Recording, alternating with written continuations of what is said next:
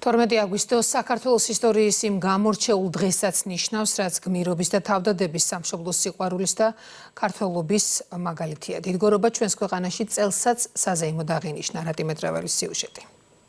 დიდგორის ველზე იმ მისტიურ ადგილას, სადაც აღმაშენებლის არმიამ ისტორიული გამარჯვება მოიპოვა, ქართველი ერი 905 წლის შემდეგაც იმავე შემართებით იკრიბება. საქართველოს ისტორიის ამ უმნიშვნელოვანეს თარიღს ქვეყანა გამორჩეულად ხვდება.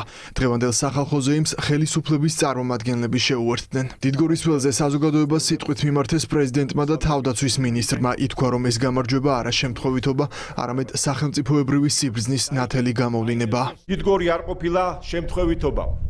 ეს იყო შორსწვეტელი დაგეგმარებისა და სახელმწიფოებრივი სიბრძნის შედეგი. ისტორია გვასწავლის, რომ დიდი გამარჯვების მისაღწევად აუცილებელია სტრატეგიული მოთმინება, მომავლის ურყევი რწმენა და მუდმივი მზადყოფნა. მჯერა, რომ ჩვენი ერთიანობით, სტრატეგიული სიბრძნითა და შრომით საქართველო აუცილებლად მიაღწევს თავის დიდგორს. სწორედ სამშობლოს ერთგულება, ღირსება, პროფესიონალიზმი, პასუხისგებლობა და თავდადება არის ის ღირებულებები და მემკვიდრეობა, რომელიც დიდგორის ველზე გამარჯვებულმა მებრძოლებმა დაგვიტოვეს და რომლის ერთგულებაც თითოეული ქართველი სამხედრო მოსამსახურისთვის განსაკუთრებული პატივი და პასუხისგებლობაა. ტრადიცია არც წელს დაირღვა. თავდაცვის მინისტრმა უწყებრივი მედლით დიდგორის ჯვრით 7 სამხედრო მოსამსახურე დააჯილდოვა. ეს არ არის მხოლოდ ჯილდო ჩემთვის, ეს ასევე არის გაათმაგებული პასუხისგებლობა, რომ მთელი ძალისხმევით ვემსახურებ სამშობლოს. ჩემთვის განსაკუთრებით საამაყოა მიმეღო დიდგორის ჯვარი ჯილდო დღევანდელ დღეს, რადგან ეს მატებს პასუხისგებლობას როგორც წარსული წინაპრების მიმართ, ასევე დღევანდელი რეალობისა და გამოწვევების წინაშე.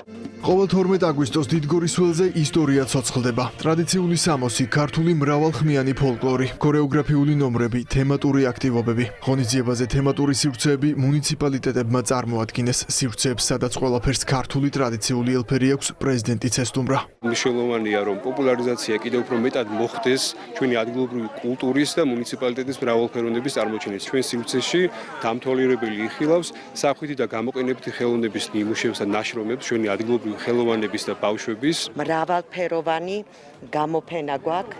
გარდა ამისა არის თემატურად გაკეთებული თეატრალიზირებული კუთხე. ვიღებთ ასევე საკონცერტო პროგრამაში მონაწილეობას. როცა ქართულ ტრადიციებზე ვსაუბრობთ, გვერდს ვერ აუვლით ქართულ სამზარეულოს. სტუმრებს ტრადიციული კერძებით დილიდან მასპინძლობდნენ. აქვე აცნობდნენ კერძების მომზადების პროცესსაც. გაუმასპინძლებენ სტუმრებს გემრიელად და პროცესსაც ნახავენ.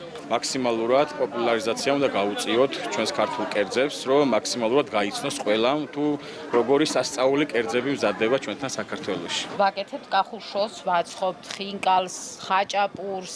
ძალიან მნიშვნელოვანია ჩვენი ქვეყნისთვის ასეთი ტრადიციული საქმიანობა.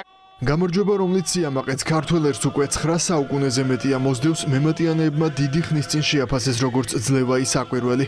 საუკუნეების შემდეგაც აღმაშენებლის არმიის გამარჯვება თაობებს ასწავლის, რომ დღესაც ქართველ მებრძოლებს გენში მათი წილი დიდგორი აქვთ.